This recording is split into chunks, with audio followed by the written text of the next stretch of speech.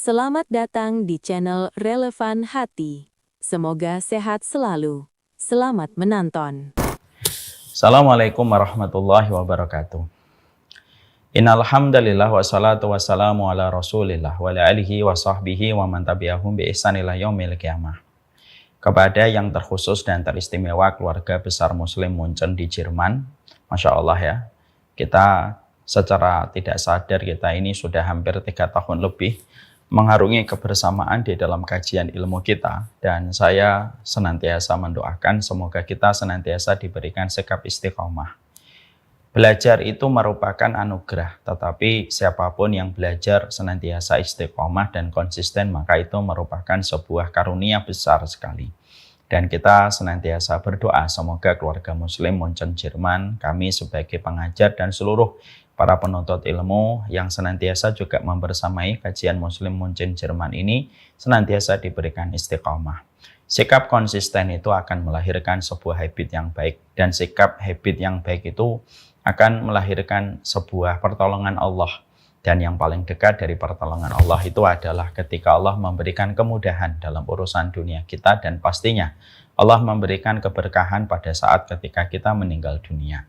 Tidak akan lahir sebuah proses husnul khatimah sampai kita memiliki konsistensi di dalam kita beramal.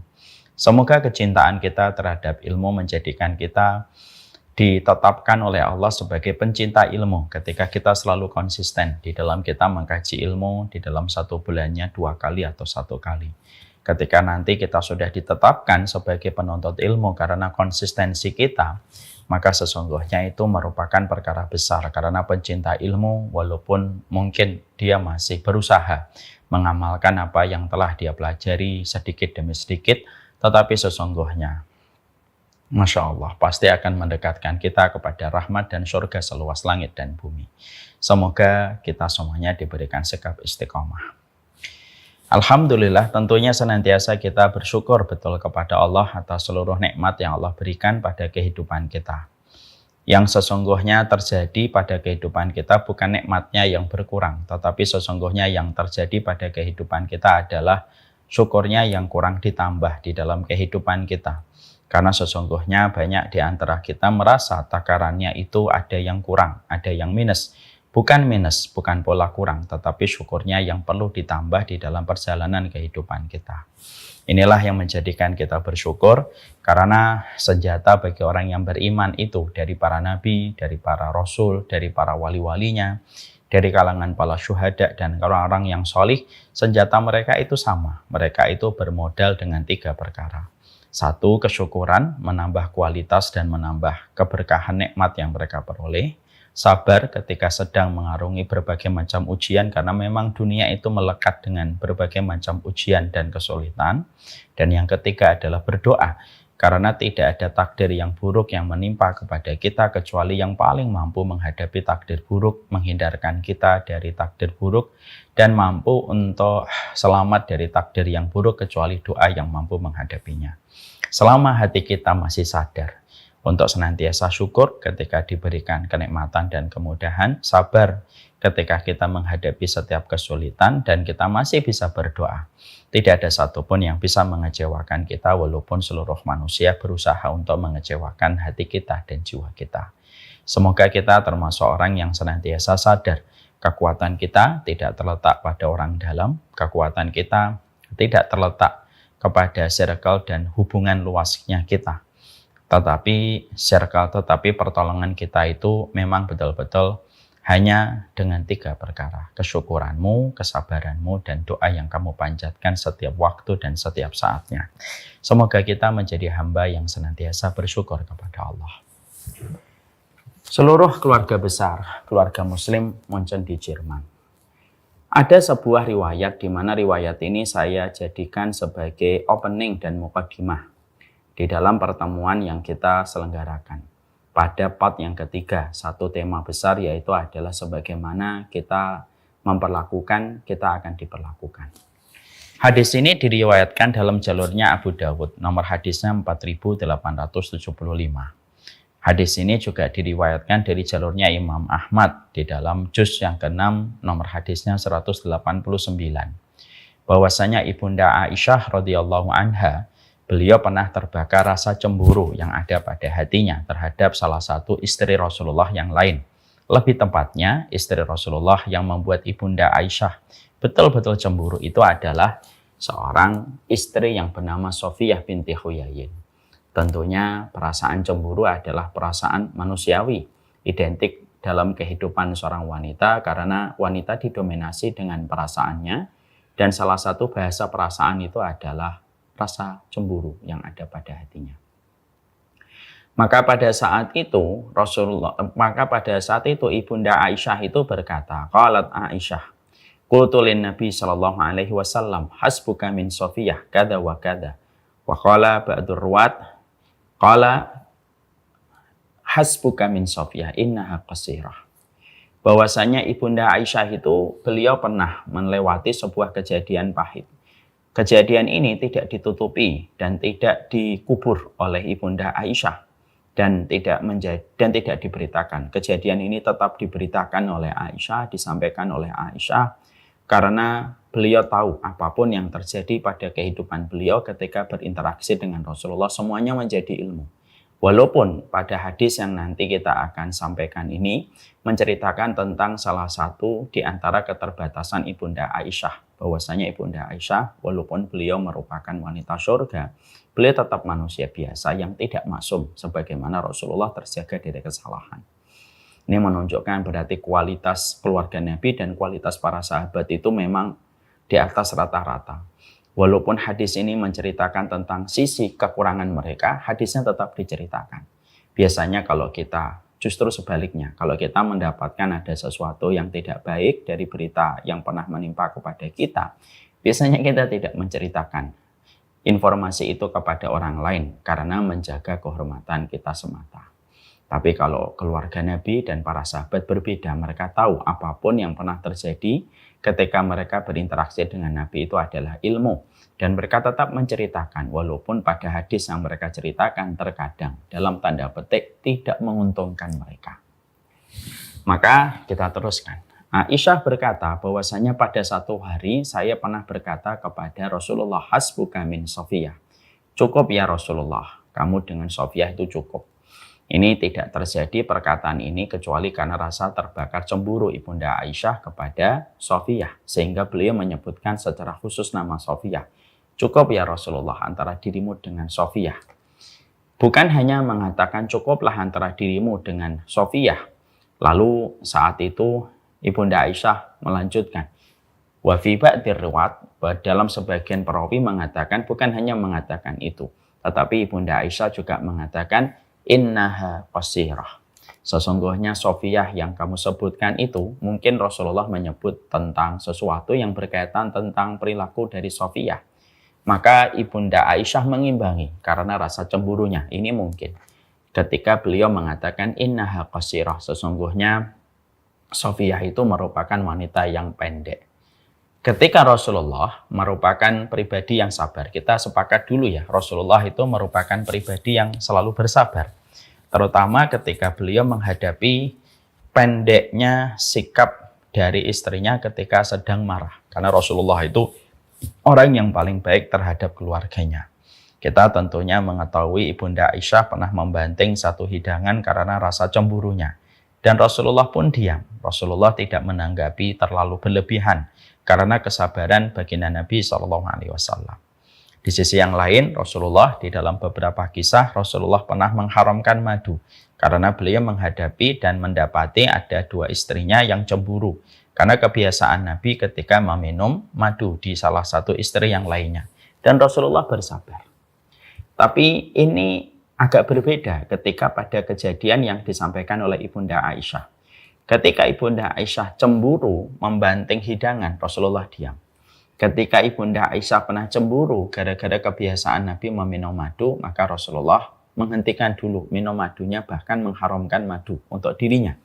Sampai Allah turunkan satu ayat di dalam surat At-Tahrim, ya ayyuhan nabiyyu lima tuharrimu ma ahallallahu laka tabtaghi mardhata azwajika. Wahai Nabi, kenapa kamu haramkan apa yang dihalalkan Allah kepada dirimu? Surat At-Tahrim ayat yang pertama.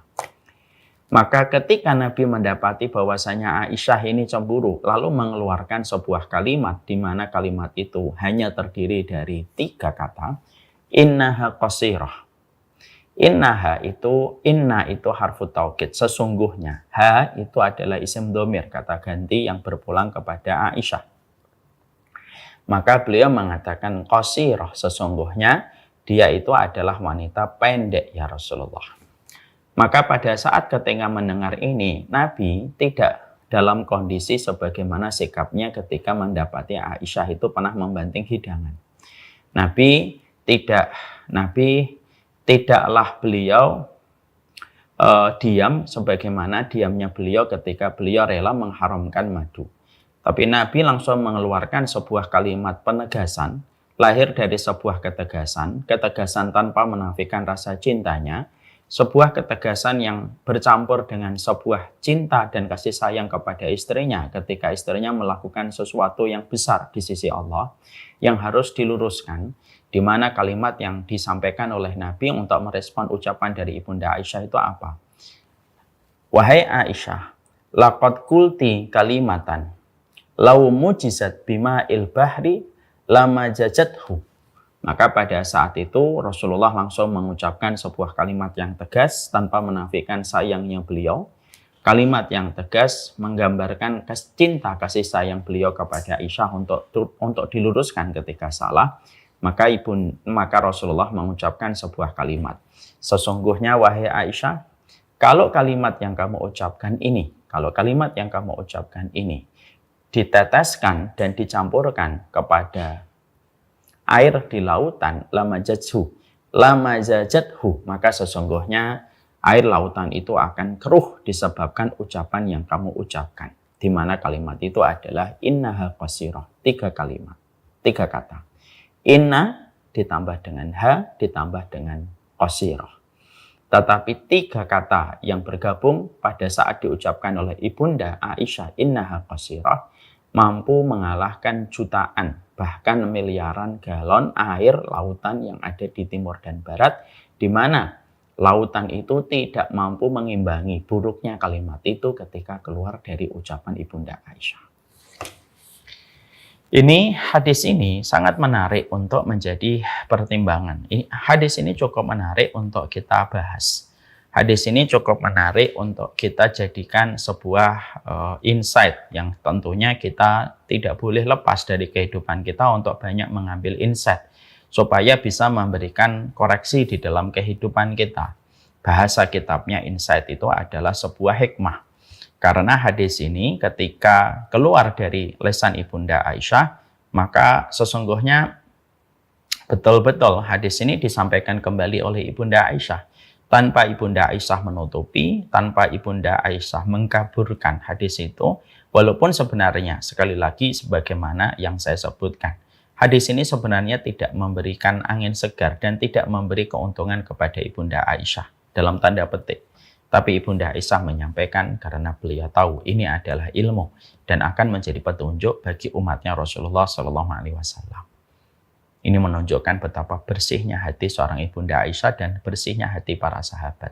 Walaupun mereka terkadang mendapatkan kemarahan ketika mereka salah diri Nabi SAW, atau mereka mendapatkan kekeliruan yang dikoreksi oleh Nabi, mereka tidak segan untuk menceritakan tentang apa yang pernah menimpa itu. Sekali lagi, kecintaan mereka kepada kebenaran itu lebih jauh dan lebih besar daripada kecintaan mereka kepada diri mereka sendiri. Ini poin penting yang harus kita mengerti. Ya. Maka sesungguhnya hadis ini lalu memberikan kepada kita banyak insight. Maka ketika saya membaca riwayat ini yang diriwayatkan dari jalurnya Abu Dawud dan disampaikan pula dari jalurnya Imam Tirmidzi dan Imam Ahmad, ya, pada riwayat Abu Dawud pada hadis 4875, maka setidaknya memberikan kepada kita banyak insight. Insight yang pertama, bahwasanya apa yang ada pada riwayat ini based on true story dari apa yang menimpa kepada Ibunda Aisyah radhiyallahu anha itu menceritakan tentang sebuah dosa yang dinamakan ghibah.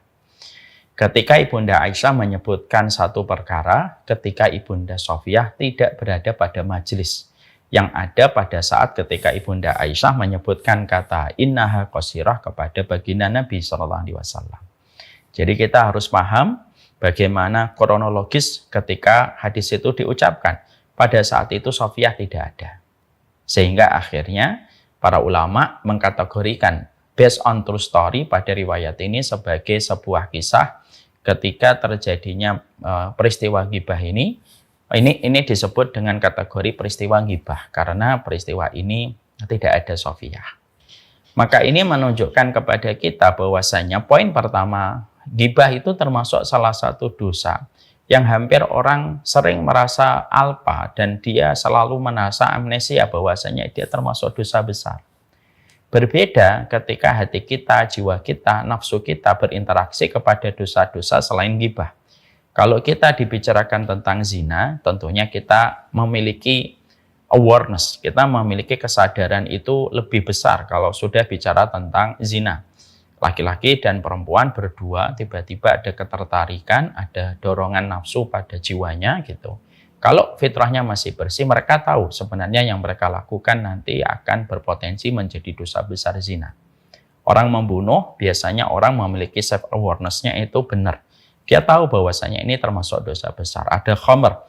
Biasanya orang berpikirnya itu panjang sebelum dia menegak minuman khamr mungkin yang ditawarkan kepada dirinya. Dosa riba pun sama. Kita terkadang memiliki awareness yang bagus ketika kita membicarakan tentang riba. Terutama ketika kita sudah menjadi penuntut ilmu. Tapi berbeda dengan dosa ghibah. Kita tentunya paham bahwasanya Ibunda Aisyah itu merupakan wanita yang tidak pernah berzina, terjaga kesuciannya. Bahkan ketika beliau pernah difitnah oleh Abdullah bin Ubay, tokoh munafik, bahwasanya beliau difitnah dengan seseorang yang bernama Sofwan bin Mu'attal, maka beliau dijaga kehormatannya dan kesuciannya oleh Allah langsung. Beliau tidak pernah minum khamr karena beliau berada pada pendidikan dan tarbiyah terbaik dari salah satu manusia terbaik setelah Rasulullah, yaitu Abu Bakar. Dan beliau pun tidak pernah makan riba. Tapi ternyata ketika Ibunda Aisyah sangat terjaga dari zina, sangat terjaga dari khamr, sangat terjaga dari pembunuhan gitu. Tetapi ternyata seorang Ibunda Aisyah itu terpleset di dalam masalah dosa ghibah. Walaupun beliau selamat dari dosa-dosa yang lain yang tadi kita sebutkan. Itu menunjukkan kepada kita bahwasanya manusia itu kalau hubungannya dengan ghibah itu hampir lengket. Hampir tidak ada satupun manusia yang selamat dari dosa ghibah kecuali yang betul-betul mendapatkan rahmat dari Allah. Dan mendapatkan penjagaan yang terus-menerus Allah berikan kepadanya ketika hatinya bersih ataupun ketika jiwanya salim. Ini menunjukkan bahwasanya perilaku dosa yang bernama ghibah itu betul-betul lembut. Jadi betul-betul dia disebut kalau dalam bahasa medis itu silent killer, kayak gula. Gula itu berbeda dengan racun. Racun itu bisa berdampak mematikan. Sebenarnya gula yang membentuk diabetes atau glukosa yang membentuk penyakit diabetes, dia itu juga bisa menimbulkan segala macam penyakit. Makanya induk segala penyakit dalam dunia medis, kalau tidak salah saya membacanya itu adalah glukosa atau diabetes, ya. Maka sesungguhnya ghibah itu termasuk silent killer di dalam bahasa pengertian agama. Karena sesungguhnya Ibunda Aisyah pun beliau pernah terpleset di dalam dosa ghibah ketika rasa cemburu menguasai hatinya, menguasai jiwanya, menjadikan beliau mengatakan kalimat untuk merendahkan Ibunda Sofiyah, untuk menganulir, untuk mengakomodasi rasa cemburu yang membakar hatinya sampai dia mengucapkan sebuah kalimat di mana Ibunda Sofiyah kalau mendengar kalimat ini tentunya beliau sedih dan beliau tidak suka kalimat itu ditempelkan kepada dirinya sebagai wanita yang pendek. Walaupun memang Sofiyah beliau seorang ibunda yang memang secara fisik beliau pendek. Ya. Maka ini menunjukkan kepada kita bahwasanya hati-hati terhadap ghibah. Makanya betul kalau kita mendapati di dalam kitab-kitab para ulama ketika menjelaskan tentang ghibah, bahwasanya ketika berinteraksi dengan manusia ada dosa yang bernama dosa ghibah. Di mana banyak orang terkadang mampu melaksanakan sholat, mampu melaksanakan puasa sunnah, mampu mengerjakan ketaatan dari yang wajib dan mampu mengerjakan segala perkara yang sunnah gitu. Tapi belum tentu itu merupakan jaminan mutu mereka selamat dari dosa yang bernama dosa ghibah yang disebut dengan silent killer dalam kehidupan manusia. Nah, inilah pentingnya bagi kita untuk memahami tentang ini karena sesungguhnya dosa itu kalau boleh kita sederhanakan penjelasannya, ada dosa yang terasa sekali, dosa tersebut. Dan ada dosa yang terasa tidak sama sekali terasa. Dosa riya itu tidak terasa. Dosa sombong tidak terasa. Dosa ghibah termasuk salah satu dosa yang tidak terasa. Terkategori kepada sebuah dosa yang disebut dengan silent killer. Makanya akhirnya para ulama menerangkan bahwasanya ketika seseorang itu biasanya ghibah itu biasanya bukan terjadi kepada pelaku kemaksiatan. Karena pelaku kemaksiatan itu biasanya berputar-putar kepada dosa-dosa yang terasa. Pelaku kemaksiatan itu biasanya lemah di dalam penjagaan dari zina, lemah dari penjagaan terhadap masalah riba, lemah penjagaan terhadap dosa khamr dan lain sebagainya. Tapi biasanya dosa ghibah itu justru menempel dan mengancam kepada orang-orang yang notabene mereka memiliki kebaikan dalam tanda petik secara penampakan mata. Artinya bahwasanya dia orang yang mungkin tidak berzina, mungkin tidak minum khamr, mungkin tidak makan riba. Tetapi ketika setan tahu bahwasanya dosa-dosa zina dan sederet dosa-dosa yang sama dengan itu tidak bisa memperdaya manusia fulan, maka biasanya setan itu akan memperdaya manusia itu dengan dosa yang bersifat silent killer, yaitu menggodanya dengan sombong, menggodanya dengan hasad, menggodanya dengan riak, dan menggodanya dengan ghibah. Makanya ghibah itu tidak terjadi kecuali orang itu merasa dirinya pede dan memiliki keutamaan yang lebih tinggi daripada manusia ketika dia menyimpulkan secara prematur untuk dirinya. Biasanya ghibah itu terjadi karena dia merasa lebih baik dalam ibadah. Yang kedua, dia merasa lebih baik di dalam masalah harta. Dan yang ketiga, dia lebih baik dalam masalah fisik. Sehingga akhirnya ketika orang memiliki tiga atau salah satu dari tiga ini biasanya terjadilah ghibah. Orang yang ahli ibadah biasanya suka mengomentari orang yang lemah ibadah. Ya, menurut versinya mereka. Orang yang biasanya memiliki kelebihan di dalam, misalkan di dalam harta, biasanya mereka suka meremehkan yang tidak memiliki kelapangan harta dibandingkan dirinya. Dan yang ketiga biasanya orang yang memiliki plus atau memiliki kelebihan di dalam fisik, biasanya mereka itu suka merendahkan mereka yang tidak memiliki fisik sebagaimana fisik yang mereka miliki. Nah, itulah yang menjadikan kita harus paham, di balik kebaikan yang kita lakukan tetap ada sebuah celah fitnah. Ya. Di balik setiap kebaikan yang kita lakukan itu tetap ada yang dinamakan dengan celah fitnah. Di balik setiap harta yang kita miliki ada celah fitnah dan celah jebakan. Di balik setiap kelebihan fisik itu tetap ada celah fitnah yang bisa menimpa kepada seseorang. Sadar atau tidak sadar, dan kebanyakan banyak manusia yang tidak menyadari tentang perkara itu. Itu yang menjadikan kita memahami tentang hal ini yang pertama. Bahwasanya perkara ghibah ini merupakan termasuk terkategori silent killer. Sekali lagi kita mengingatkan, biasanya yang suka ghibah bukan peminum khamr. Biasanya yang suka ghibah itu bukan pezina. Biasanya yang suka ghibah itu bukan pembunuh. Tetapi orang-orang yang biasanya punya kelebihan dalam ibadah, punya kelebihan dalam harta, punya kelebihan misalkan di dalam masalah fisik, di dalam masalah nasab, yang menjadikan akhirnya dia suka untuk membicarakan tentang kekurangan orang lain atau membicarakan tentang satu kata di mana kata itu tidak disukai sama objek yang dibicarakan ketika mereka hadir mendengar secara langsung. Yang kita harus paham. Yang kedua, kita tentunya memahami hadis yang tadi kita dapatkan based on true story dari apa yang disampaikan oleh baginda Nabi SAW. Ini menunjukkan kepada kita bahwasanya ini termasuk dosa besar. Karena Rasulullah SAW menyikapinya dengan tegas. Kalau bukan termasuk dosa, Nabi adalah orang yang paling bersabar terhadap perkara-perkara yang sifatnya itu tidak menjadi sebuah dosa besar. Nabi tidak pernah marah kecuali ketika haknya Allah itu ada yang mengurangi. Makanya ketika ini merupakan dosa besar, reaksi yang ditampakkan oleh Nabi itu menunjukkan bahwasanya keseriusan Nabi untuk memberikan penegasan dan memberikan sebuah batasan yang sangat jelas kepada Ibunda Aisyah dan kepada kita selaku umatnya yang mendengarkan kisah nyata ini yang terjadi pada kehidupan Ibunda Aisyah. Kalaulah perkataan Ibunda Aisyah innaha qasirah itu merupakan perkataan yang masih bisa dimaklumi dan tentunya masih bisa mendapatkan permakluman, Nabi pasti akan diam. Nabi pasti akan diam. Tapi Nabi pada saat itu tidak diam. Nabi itu menceritakan Nabi itu diceritakan memperlihatkan sebuah reaksi. Bagaimana reaksinya itu betul-betul tegas. Padahal kita tahu bagaimana cintanya Nabi kepada Ibunda Aisyah. Dan ketegasan Nabi ini justru menunjukkan bahwasanya cinta kasih yang benar itu bukan membiarkan yang salah, tapi tetap harus meluruskan ketika terjadi sebuah kesalahan yang besar. Karena kesalahan ini tidak mungkin dibiarkan, tetapi kesalahan ini harus dikoreksi.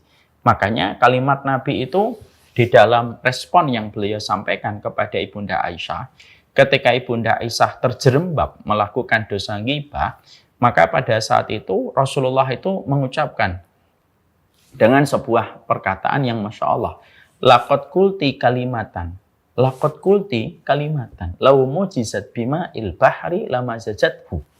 Ini merupakan kalimat yang kalau kita renungkan dengan mata terpejam, hati yang ikut merenungkan perkataan ini direspon oleh Nabi dengan sebuah respon yang penuh dengan ketegasan. Nabi tidak bercanda sedikit pun ketika mengomentari itu.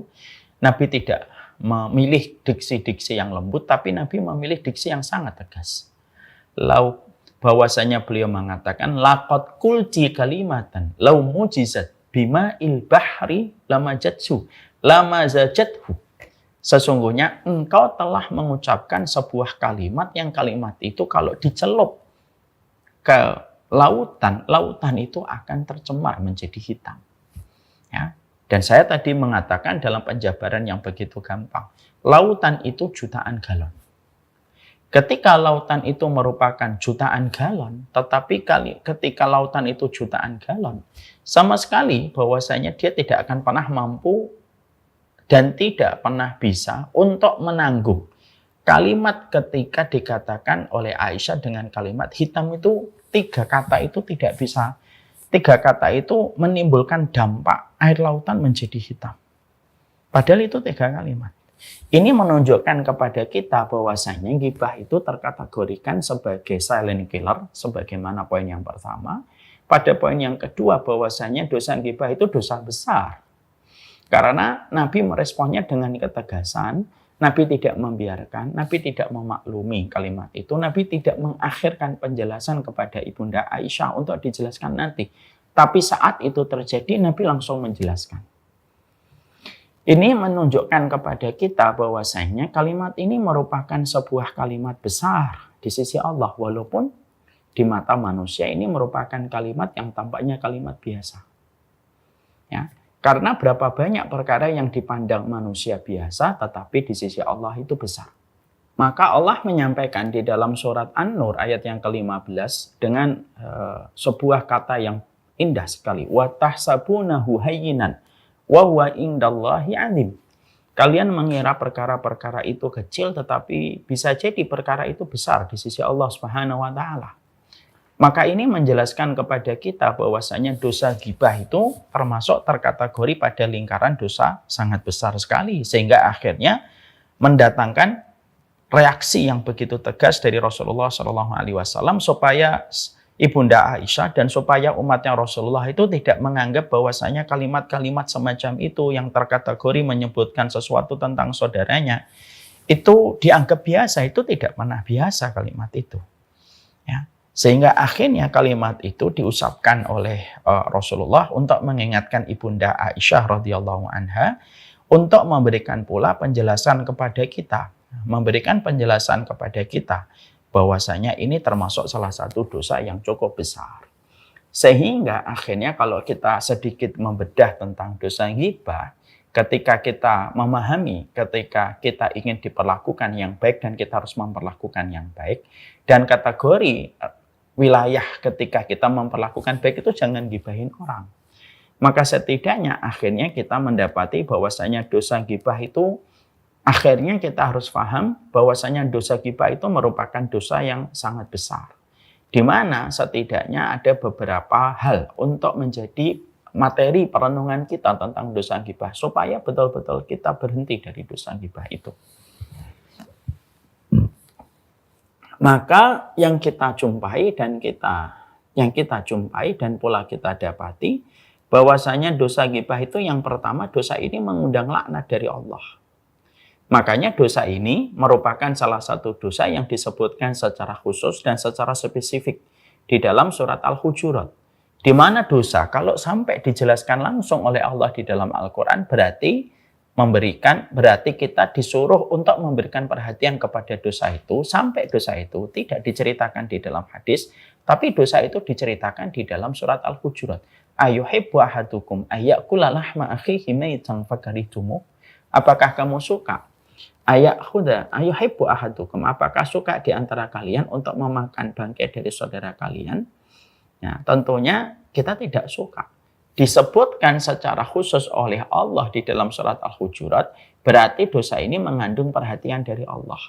Bahwasanya dosa ghibah yang berakibat untuk bisa menimbulkan rasa sakit hati, bisa menimbulkan rasa luka pada saudara kita, maka sesungguhnya Allah yang akan turun memberikan perlindungan atas setiap luka dan setiap perih yang dirasakan orang lain ketika dia menjadi korban ghibah. Allah yang turun langsung.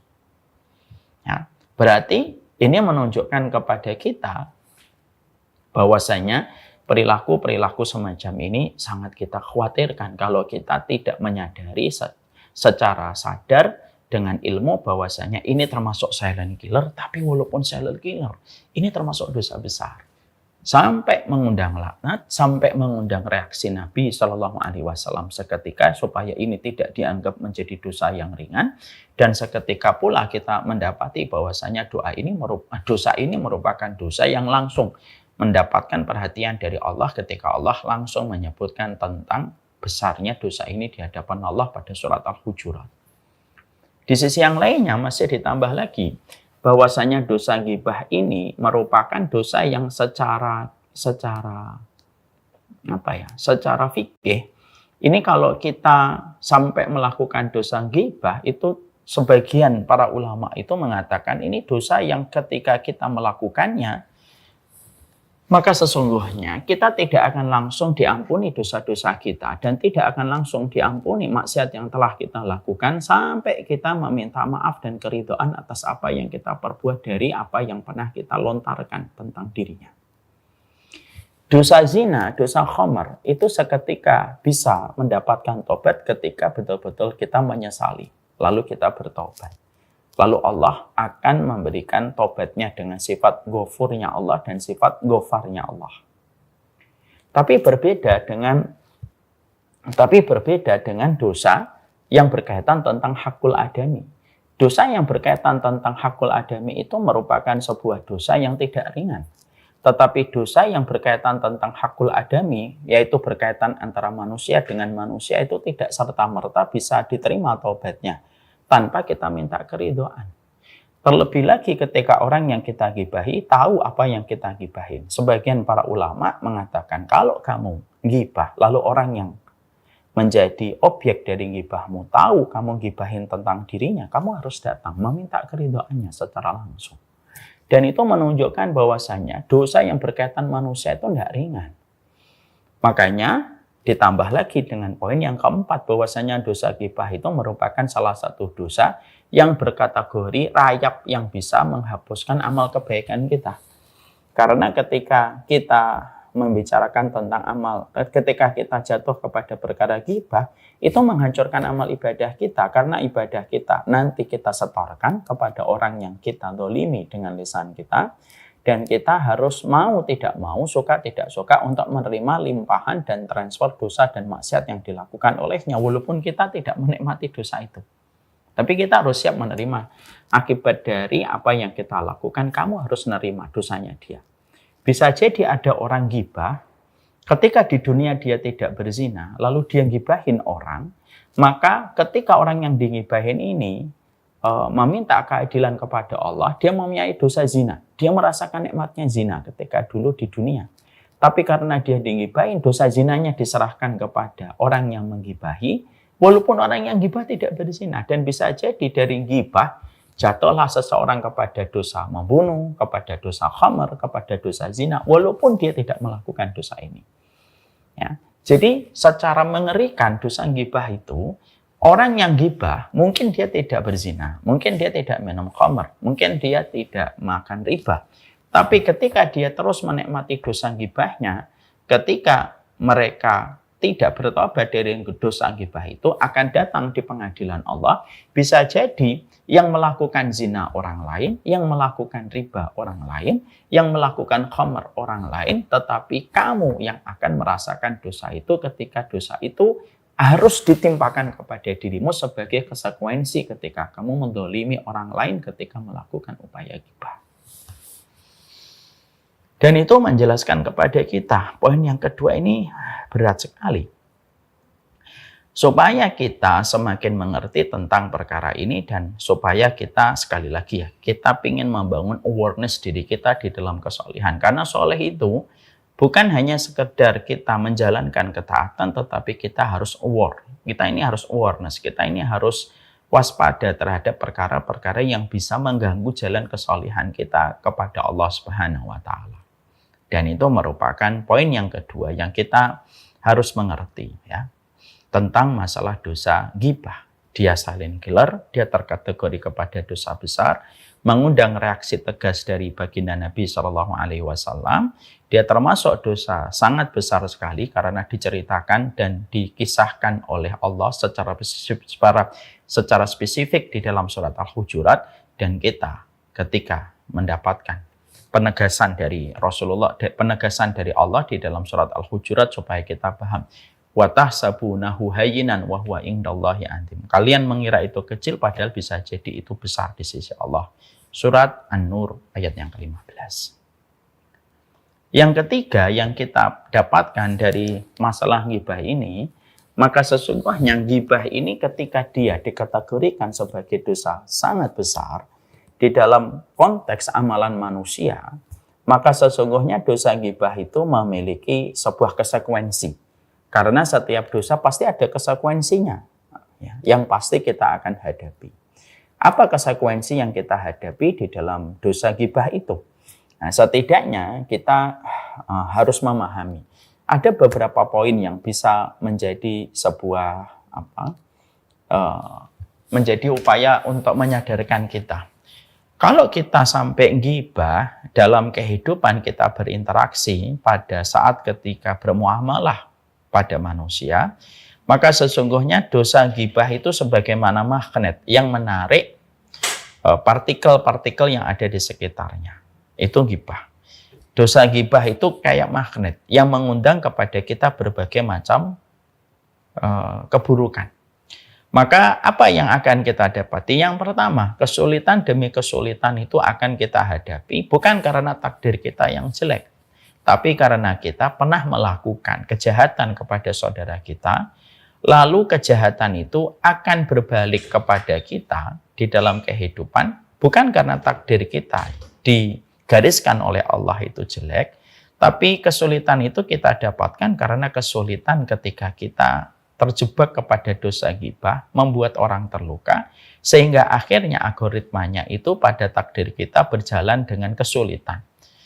In ahsantum ahsantum li anfusikum wa in asatum falaha. Kalau kamu berbuat baik, ya, maka perbuatan baik kembali kepada dirimu. Tapi kalau kamu berbuat jahat, ya itu juga akan kembali kepada dirimu sendiri.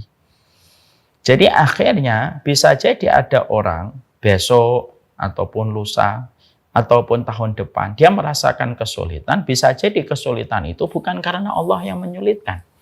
Karena Allah itu selalu menginginkan kemudahan kepada setiap manusia. Yuridullahu bikumul yusra, wala yuridu bikumul usra. Allah menyampaikan di dalam surat Al-Baqarah 185, Allah itu menginginkan yang mudah dan tidak menginginkan yang sulit. Ya. Yuridullahu bikumul yusra wala yuridu bikumul usra. Allah itu menginginkan yang mudah dan tidak pernah menginginkan yang sulit. Berarti kalau ada kesulitan yang terjadi pada kehidupan manusia, bukan Allah yang menyulitkan sejatinya. Tapi kesulitan itu didapatkan disebabkan karena dia sendiri yang melakukan kejahatan, dan kejahatan itu hanya menarik kepada kejahatan yang hadir pada hidupnya. Kayak seseorang ketika melemparkan bumerang. Tahu bumerang? Kita melemparkan bumerang pasti akan kembali kepada diri kita sendiri. Kalau kita tidak siap mempelajari ilmu menangkap bumerang, maka itu akan menjadi sebuah tragedi untuk kita. Bisa terkena kepala kita, bisa terkena wajah kita, dan bisa menimbulkan luka.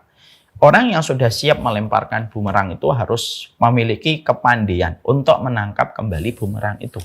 Ghibah itu sama. Sebenarnya, tidaklah kamu itu ghibah, kecuali ghibah itu akan kembali kepada kesulitan demi kesulitan yang kita dapatkan pada kehidupan kita. Jadi, trennya, jadi formatnya kehidupan orang beriman itu apa? Hindari menyulitkan kehidupan orang lain, hindari kita membuat luka kehidupan orang lain dan membuat perih kehidupan orang lain, supaya kita mendapatkan kemudahan di dalam kehidupan kita. Karena apa? Ingatlah pada surat Al-Isra ayat yang ke-7. Wa in ahsantum li anfusikum wa in asatum falaha. Kalau kamu berbuat baik, akan kembali kebaikan itu kepada dirimu, dan ketika kamu berbuat jahat, maka kejahatan itu akan kembali kepada dirimu. Ya. Yang kedua yang kita harus pahami bahwasanya ketika seseorang itu melakukan dosa ghibah, maka sesungguhnya ghibah itu kita harus ingat, yang melakukan ghibah itu juga memiliki aib dan dia juga memiliki aurat. Dan tidaklah seseorang itu melepaskan dan membuka aibnya dan membuka auratnya akan dibuka oleh Allah sebagaimana dia membuka aib dan membuka aurat orang lain. Siapa yang membuka kancing baju dalam tanda petik orang lain, maka akan terbuka kancing bajunya. Siapa yang membuka aib orang lain, maka Allah akan membuka aibnya dan akan membuka dosa yang dia lakukan dan apapun yang dia kerjakan. Karena apa? Orang yang kita buka aibnya dan kita buka auratnya, sejatinya kita pun memiliki aib dan aurat. Kenapa kita begitu pede membuka aib dan aurat orang lain, padahal kita pun selalu berjalan dengan melekat aib dan kekurangan yang ada pada diri kita. Sehingga di situ kita menjumpai bahwasanya kalau engkau sudah berani membuka aib orang lain dan auratnya, kamu harus siap. Aib kamu dan aurat kamu akan terbuka sebagaimana kamu telah membuka aib dan aurat orang lain. Maka sesungguhnya ini menjadikan kita memahami impact dari sebuah ghibah itu. Secara otomatis orang yang mereka itu diberikan kemampuan untuk menjaga diri dari ghibah, dia telah menjaga aib dan auratnya. Tapi orang yang lemah penjagaan dirinya dari ghibah, maka sebenarnya dia sendiri yang akan mempreteli satu persatu proteksi yang ada pada dirinya, dan akan terlihat bagaimana aibnya dan akan terlihat bagaimana auratnya. Dan yang ketiga, bahwasanya dosa ghibah itu menghancurkan amal ibadah sendiri. Nah, inilah yang menjadikan kita pada poin yang ketiga ini memberikan kepada kita bahwasanya ternyata ghibah itu tidak sesederhana yang kita pikirkan. Jadi bisa jadi dosa ghibah ini dipandang oleh sebagian besar orang itu merupakan dosa yang biasa dan menjadi santapan sehari-hari. Walaupun dosa ghibah hari ini telah mengalami berbagai macam covering ya, yang berbeda-beda. Dinamakan entertain, dinamakan infotainment, dinamakan informasi mungkin selebriti, atau mungkin dinamakan informasi bisik-bisik tetangga. Atau bisa jadi tertutupi dengan sebuah kata arisan, ngobrol ringan, obrolan basa-basi daripada tidak ada materi dan tema. Apapun nama itu, sesungguhnya semua nama yang hari ini memberikan cover tentang sebuah dosa ghibah, dia tetap ghibah ketika berbicara tentang sesuatu yang tidak disukai oleh saudara kita ketika saudara kita hadir. Ini pula poin yang ketiga. Poin yang keempat, mungkin di antara kita ada yang bertanya, kenapa dosa ghibah itu dikategorikan sebagaimana memakan mayat orang lain. Maka sesungguhnya kenapa dosa ghibah itu sampai dianalogikan oleh Allah di dalam surat Al-Hujurat, ayuhibbu ahadukum ayyakula lahma akhihi maitan fakarihtum. Maka apakah kamu suka memakan bangkai saudaramu, yang mana kamu pasti akan membencinya dan tidak akan mau memakan bangkainya. Kenapa Allah menganalogikan dosa ghibah itu sebagaimana memakan bangkai saudaranya? Karena sesungguhnya ghibah identik dengan kata bangkai yang disebutkan oleh Allah di dalam surat Al-Hujurat. Karena memang ghibah itu orang yang kita jatuhkan kehormatannya, kita rendahkan dan kita sebutkan dengan penjelasan-penjelasan negatif. Yang ketika penjelasan itu tidak disukai olehnya ketika mendengar penjelasan itu dari kita. Karena pada dasarnya dia tidak bisa membela diri. Kayak mayat. Mayat itu tidak bisa membela diri. Kita ngomong nih, ada orang meninggal dunia, lalu kita ngomong macam-macam sama mayat, kan mayat diem aja. Kamu ini jelek, kamu ini hitam, kamu ini begini, kamu itu begini, kamu tuh sok suci, kamu ini sok alim, kamu tuh sok ngatur, dan lain sebagainya. Ketika mayat dibicarakan dengan penjelasan apapun, mayat itu diem. Karena dia tidak punya kuasa untuk membela dirinya ketika sudah tercabut ruh dari jasadnya. Sama dengan ghibah. Ghibah itu sama, ghibah itu tidak ada orang, ghibah itu orang yang kita bicarakan dari sisi negatifnya, dia tidak bisa membela diri. Kalau dia ada, mungkin dia bisa membela dirinya. Tapi karena dia tidak bisa membela diri, pada saat ketika kalimat itu diucapkan, ketika tidak berada pada majelis yang sama, itulah yang menjadikan dia punya kemiripan dengan bangkai ketika tidak bisa membela dirinya sendiri ketika sudah mati. Dan ini menunjukkan kepada kita bahwasanya perkara ghibah itu memang benar adanya. Kalau bohong itu namanya dusta. Dzikru akhaka bimala yarda atau bima yakrah. Ghibah itu merupakan dosa ketika kamu menyebutkan sesuatu yang apabila saudaramu mendengarnya dia tidak suka. Kalau memang benar itu namanya ghibah. Kalau itu tidak benar sesuai dengan fakta, itu namanya adalah dusta. Makanya sekali lagi, karena dosa ghibah ini sudah diserupakan dengan bangkai dan termasuk silent killer, termasuk lingkaran dosa besar gitu. Apapun cover yang sekarang sering diucapkan manusia ketika membicarakan ghibah, apapun ucapan itu tetap tidak akan pernah mengubah makna yang sebenarnya. Ghibah tetap ghibah, walaupun namanya itu macam-macam. Walaupun namanya diubah dengan kalimat yang ngetren, infotainment. Ya, itu kalimat yang ngetren. Ya, tapi itu tetap ghibah. Majelis arisan itu tetap ghibah, walaupun diberikan opening dan mukadimah yang tampaknya meyakinkan. Saya itu sebenarnya nggak mau ghibah, tapi gimana ya? Nah, ini sebenarnya kalimat yang ambigu. Saya tidak mau ghibah, tapi gimana ya? Ya sebenarnya kamu ghibah, tapi justru kamu berkamuflase. Kamu berkamuflase dengan mengatakan sebenarnya saya tidak mau ghibah, tapi justru ghibah itu lebih buruk daripada orang yang saya ghibah ya, dosanya saya tanggung. Ini orang ini lebih baik daripada yang pertama. Dia ghibah tapi sok untuk bijak, tidak ingin untuk ghibah. Sebenarnya sih saya tidak mau ghibah, tapi itu kalimat tapi itu. Maka apapun namanya ini, maka tetap kita harus memiliki sebuah proses kesadaran kuat ya. Bahwasanya ghibah itu merupakan perkara besar. Walaupun hari ini mengalami berbagai macam penamaan yang tampak berbeda dari kata ghibah. Karena orang yang ghibah terkadang tidak mau mengatakan itu ghibah. Saya nggak ghibah loh ya sebenarnya, tapi ini merupakan hal yang... terkadang setan itu membantu manusia untuk melakukan pembenaran terhadap kalimat atau terhadap tindakan dan perbuatan ghibah yang diucapkan. Setan akan mendatangkan alasan sebagaimana setan mendatangkan alasan bagi orang yang beriman untuk melakukan dosa. Sebagaimana setan membantu Adam untuk melakukan pembenaran ketika dia memakan buah yang diharamkan oleh Allah. Maka setan itu akan melakukan pembenaran sebagaimana ketika dia tidak mau sujud kepada Adam, dia pun melakukan pembenaran. Maka pembenaran itu akan selalu ada. Supaya apa? Supaya litabrir, supaya orang itu merasa itu nggak dosa ghibah. Sehingga akhirnya setan mendorong untuk melakukan pembenaran gitu. Supaya dia terus akan melakukan format semacam itu ya karena dia tidak merasa kalau itu merupakan dosa ghibah. Makanya poin ini penting untuk kita garis bawahi untuk saya dan kita semuanya. Dosa ghibah itu selalu dimulai dengan kalimat-kalimat pembenaran. Ya, kalimat-kalimat pembenaran. Ya saya kan wajar, saya lagi marah kok. Ya. Lihat Nabi tidak membenarkan yang dilakukan Ibunda Aisyah walaupun Nabi tahu bahwasanya Ibunda Aisyah itu wanita pecemburu dan Ibunda Aisyah dan Rasulullah tahu bahwasanya wanita itu merupakan makhluk yang bengkok. Tapi di antara fakta bahwasanya wanita itu pencemburu, Nabi paling tahu tentang wanita. Nabi paling tahu tentang istrinya. Nabi juga paling tahu bahwasanya tabiatnya istri itu memang bengkok. Tapi hal-hal itu tidak menjadikan Nabi membenarkan apa yang dikatakan oleh Aisyah, Ibunda Aisyah.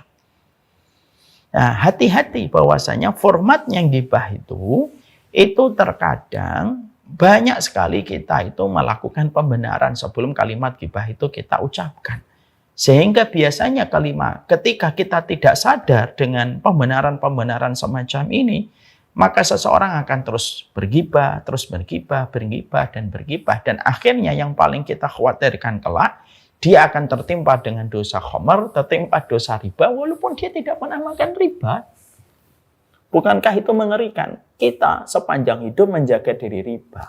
Tapi akhirnya kita terkena dosa riba dari orang yang kita jadikan objek untuk kita gibahin ketika orang itu juga makan riba.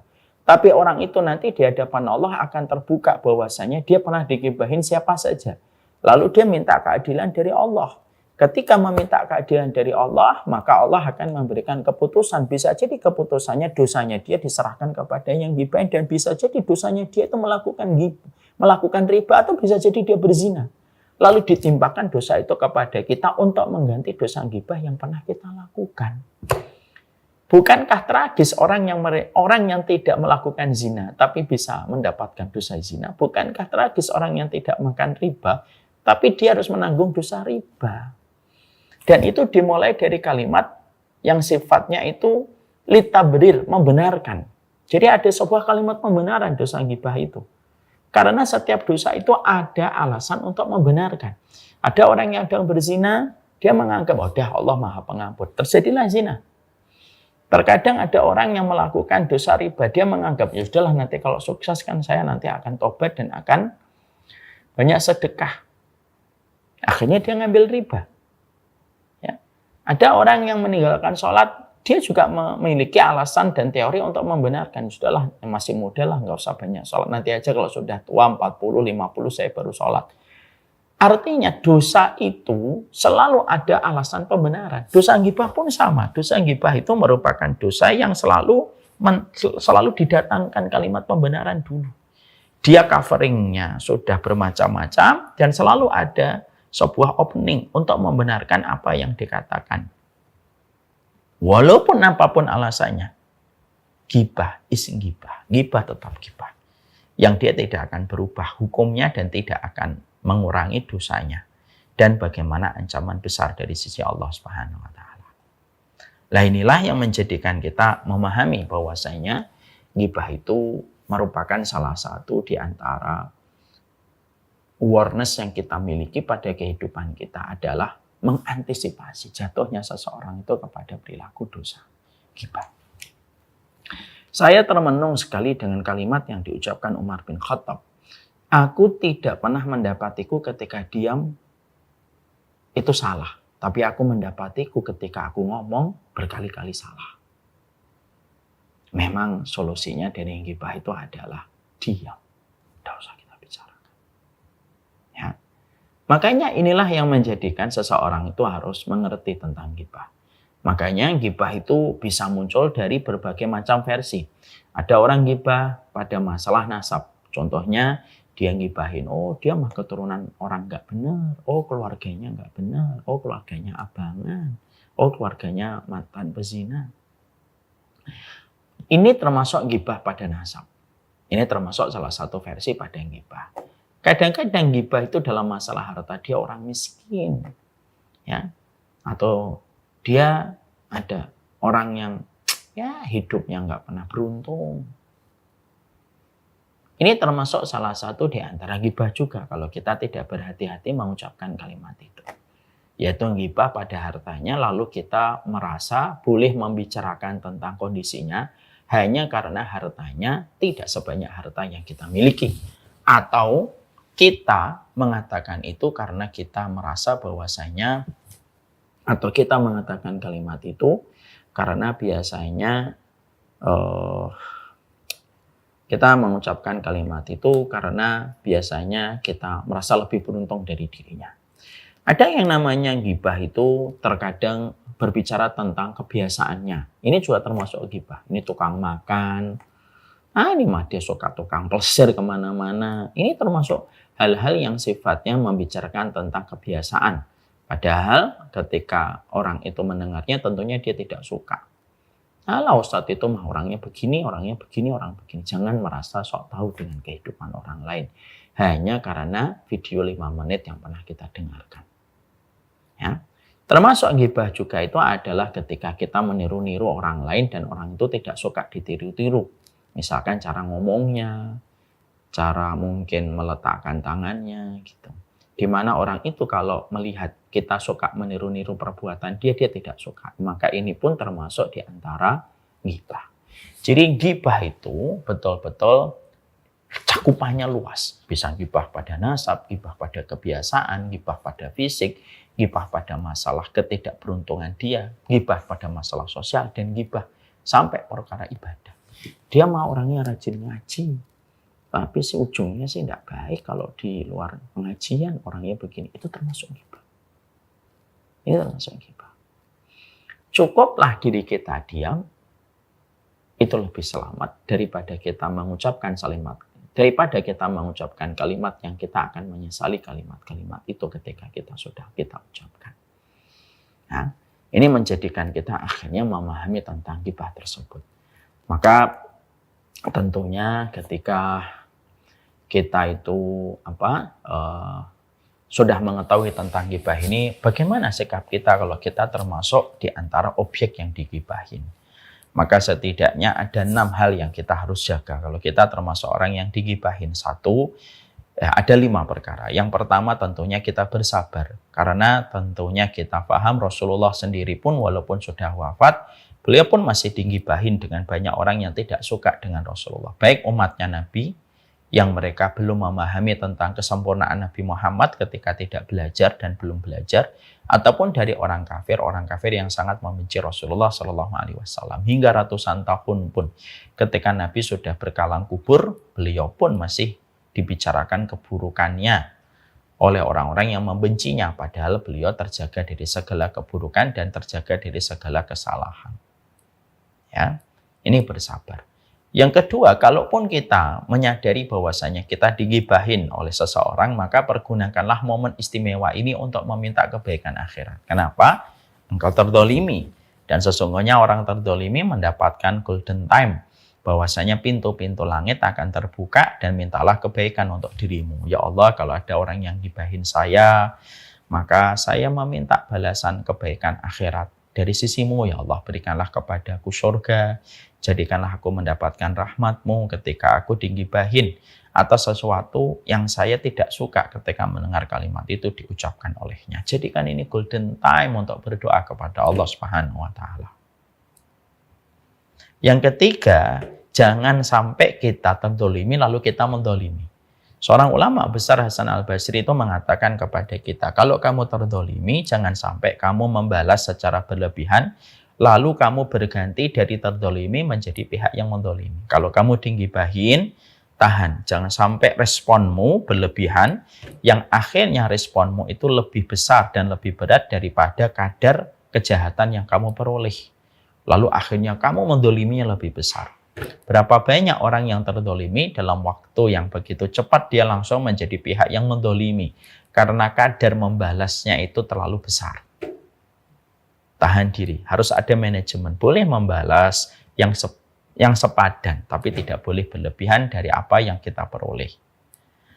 Terus yang 4, yaitu mengingat keutamaannya. Artinya kita mengingat keutamaan bahwasanya orang yang senantiasa menahan marah lalu memaafkan, kelak mereka akan mendapatkan sebuah pintu surga yang disebut dengan pintu memaafkan bagi siapapun yang mereka terdolimi ketika mereka digibahin.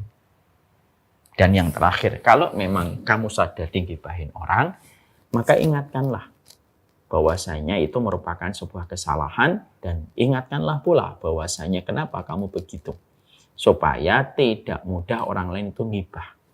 Ya, perkara-perkara yang bisa menghindarkan orang ngibahin kita itu harus kita lakukan. Sebagaimana Nabi pernah menemui Sofiyah ketika beliau sedang iktikaf lalu mengantar Sofiyah keluar dari Masjid Nabawi. Ada 2 orang sahabat yang lewat mendapati Nabi bersama seorang wanita. Mereka mempercepat jalannya dan mereka tahu itu sebenarnya adalah istrinya Nabi. Cuma remang-remang agak malam, remang-remang gelap. Maka Nabi lalu memanggil 2 orang itu, ala rislukuma, tenang, ini adalah Sofiyah binti Huyayin, ya ini adalah Sofiyah binti Huyayin. Nah, Rasulullah menjelaskan itu Sofiyah supaya tidak menjadi materi gibah yang dibicarakan oleh mereka di belakang Rasulullah. Jadi orang juga harus senantiasa jangan suka gampang-gampang untuk membiarkan orang suudzon kepada dirinya. Harus menjelaskan. Ketika misalkan saya jalan sama anak perempuan saya gitu ya. Mungkin anak perempuan saya sudah besar. Mungkin saya ketika jalan kelihatannya kayak seumuran misal gitu. Ya saya harus menjelaskan ini anak perempuan saya ini. Jangan sampai saya salah. Jangan sampai kalian mengira ini istri muda saya. Gitu. Ini istri saya. Ini adalah anak perempuan saya. Menjelaskan. Ibu-ibu jalan sama keponakannya gitu.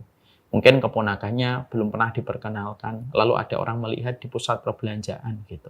Harus jelaskan, ini keponakan saya datang barusan dari Jakarta. Kita harus jelaskan. Supaya apa? Supaya orang tidak termakan dengan prasangka buruk dan tidak termakan dan tidak sampai menjatuhkan dirinya dalam ghibah. Nah inilah yang mungkin harus kita paham. Jadi sekali lagi disinilah kita hari ini belajar sebagaimana kita memperlakukan, kita diperlakukan. Dari sebuah riwayat yang sangat indah yang ada pada kehidupan Ibunda Aisyah.